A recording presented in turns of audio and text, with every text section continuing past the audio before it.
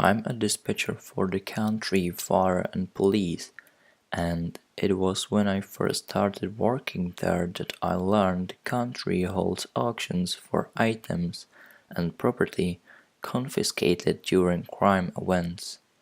These auctions weren't publicly advertised. I only knew of them because I was a dispatcher, so the crowds were always the same group of law enforcement, firemen, and pencil pushers like me. Most of the time, the stuff up for auction was just cheap jewelry, weapons, household items, and so on. Or it would be super weird, like a velvet painting of an Elvis looking, kinda Asian Jesus Christ rocking out on the xylophone. Every so often, there would even be large items, which drew the largest crowds, like cars, or the time they put up a gaudy boat named the Pussy Dragon.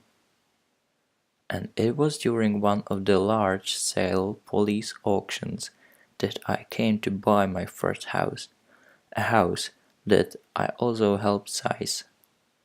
It all began with a spike in heroin overdoses. It was apparent from the day it started, even to me as a dispatcher.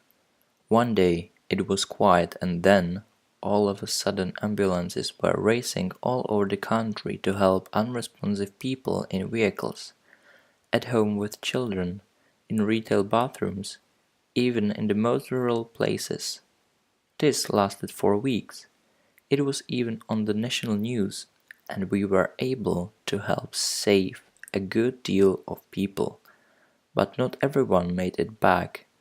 My country gets its fair share of emergencies, usually burglaries or DUIs, domestic disputes, house fires, etc.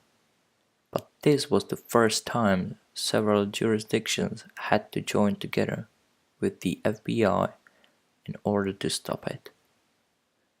Dispatch was aware of the case, but we weren't directly involved until the sting operation, some 3 months later. Detectives working together with two senior FBI agents were confident they had located the source of the heroin, a house in a wealthy suburb square in the center of the country, and I was on the line to update the separate jurisdictions holding the perimeter.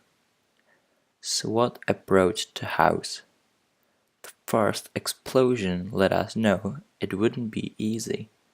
The second explosion reinforced the idea. Then came thunderous gunfire, louder and more vicious than any I had ever heard before. As much as I don't like to give drug dealers and mass murderers credit, the operation inside that house was incredibly well orchestrated.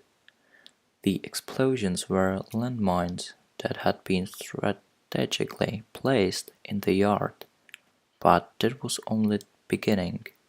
They had mounted a 50 cal machine gun to a wall in the garage and opened fire immediately. The backyard was a nightmare of hidden barbed wire that tripped additional explosives, with several suspects unloading cover fire using automatic weapons. The beginning hours were pandemonium. Houses were evacuated up to a mile. The garage was so well fortified that Homeland Security had to assist. They imploded it with a tiny cluster bomb to prevent further damage to nearby houses. The other suspects were killed in a gunfire soon after. None of them surrendered, and the drug trafficking operation inside was so carefully constructed and subversive that it could have gone unnoticed forever, if not for the fact that their heroin was 3 times as potent as anything else available. Jump to over a year later, when the successful raids been mostly forgotten and the beautiful two-story house gets put up during an auction with a low turnout.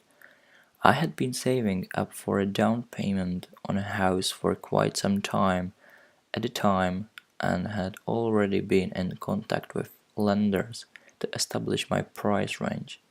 So when I saw a house for sale in a wealthy neighborhood, 30% below market value and right in my wheelhouse, I bid, and I bid alone. Turns out, since 4 officers had lost their lives there, no one else wanted anything to do with it. So I had a new house. The crime scene had long been professionally cleaned, but there were still issues with the property. Obviously, the garage had to be rebuilt. The septic tank had issues. The bullet holes would have to be patched and repainted. The wooden kitchen cupboards needed replacing, and on and on. But I didn't care. I finally had a house, and I'm moderately handy, so fixing it up wasn't much of an issue, at least in the beginning. I immediately noticed there was an issue with the tap water, which I hadn't been made aware of, since the house had been practically abandoned for a year and the septic tank was having issues. I didn't think much of it. I called a plumber to check the water pipes and drink bottled water in the meantime. It wasn't until the septic cleaners came out to fix the tank that I started to realize I may have made a mistake. Tank fine, the one cleaner kept telling me. He spoke little English, so we had a bit of a rough time communicating, and the other cleaner had vanished. No issue? I kept asking, since the inspector had told me the septic tank wasn't working properly. The cleaner would then shake his head and agree that there was an issue, which would further confuse me. Eventually, their boss had to call me as an intermediate. It's not that the septic tank needs cleaning, their boss told me, then paused. So, what is the issue? I had almost encouraged him to tell me. The tank isn't work because of the contents inside it. We cannot clean it. It needs replacing, he told me. This came as horrible news to me since a new septic tank was extremely expensive. What? Why? The boss couldn't give me a straight answer, and at first I thought he was trying to rope me into unnecessary expenses, but I would get my answer soon after.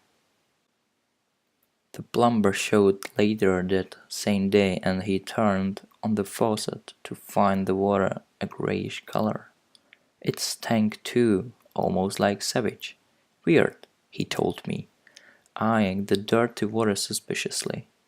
He explained to me that normally it was rust or dirt, but this wasn't. When I asked if it could be a result of the septic tank not working properly, he shook his head no. Highly unlikely, he said. Maybe if you drew from a well, but you don't. So those pipelines are completely separate. The plumber checked the pipes throughout the house but couldn't find an issue, so he explained that he would have to come back with more tools to dig around in the piping behind the house. So I spent the first night in my new house without lights, as the electricity had yet to be set up, and without water, and without working toilets. Luckily, first thing in the morning, the plumber returned and dug around in the backyard for the water line. I was in the kitchen replacing cabinets when I heard his scream. I quickly ran into the backyard and found the portly plumber pale and wide-eyed.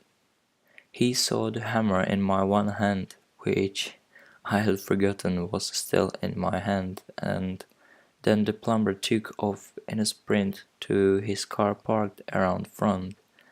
I didn't chase him. In fact, I was too confused to do anything but stare around.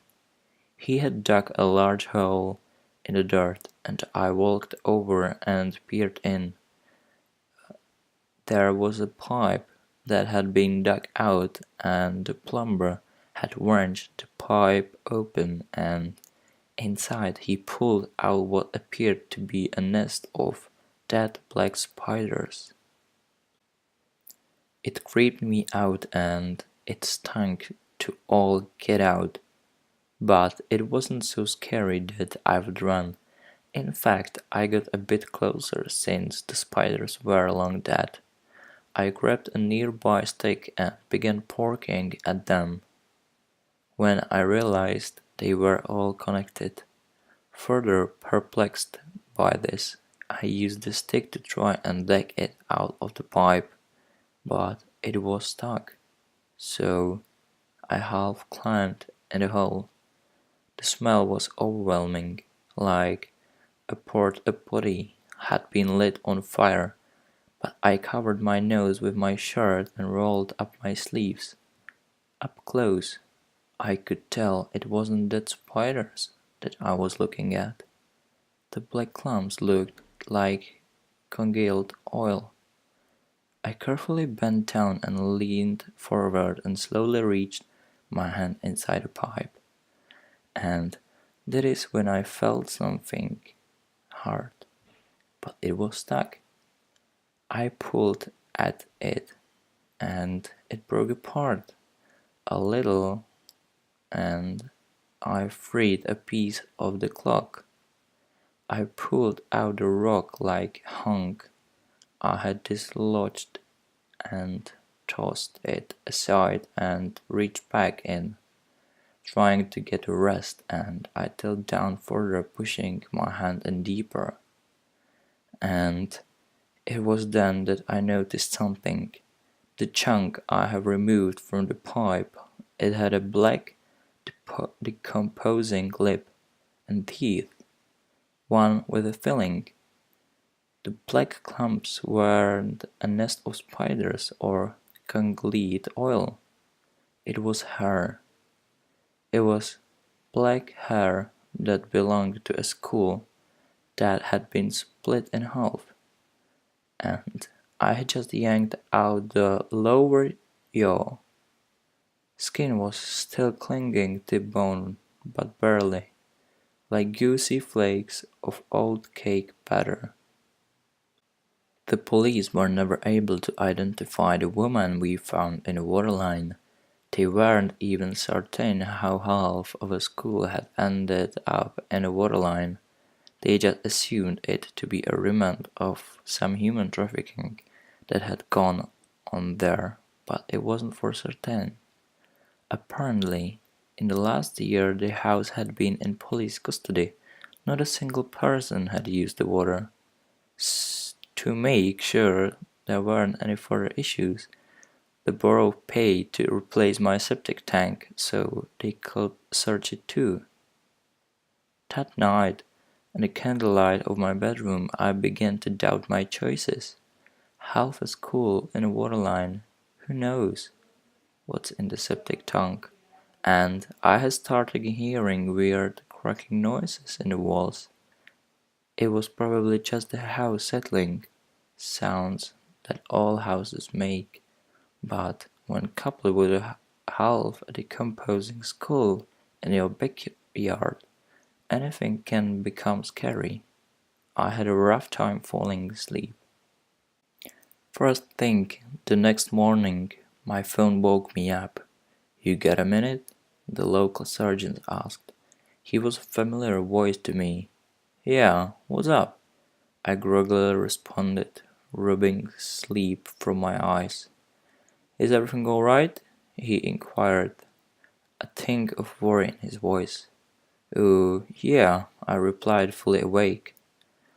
I need you to gather your stuff. 2 squad cars are on their way there right now to pick you up. I asked him several questions, but the only real answer he would give me was, "We are gonna put you up in a hotel for a short time." It wasn't until I refused to leave my house without a reason that he answered more completely. We found a large amount of partially digested human remains in your septic tank, and we have reason to believe that you are not alone in this house.